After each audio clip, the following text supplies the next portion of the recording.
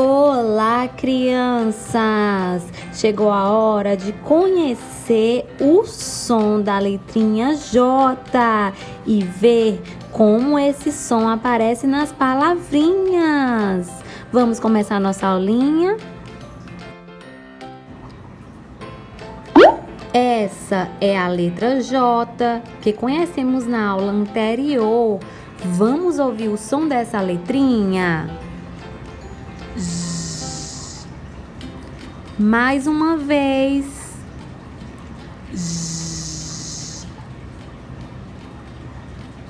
Agora é a sua vez de tentar repetir aí em casa o som da letrinha J. Vamos lá?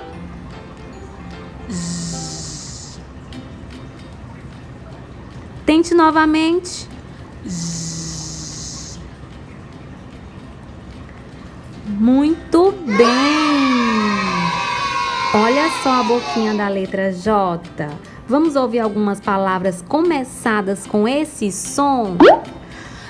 Jacaré, Jesus, jipe, joia, jumento. Então, pessoal, nos vemos na próxima aulinha. Até lá!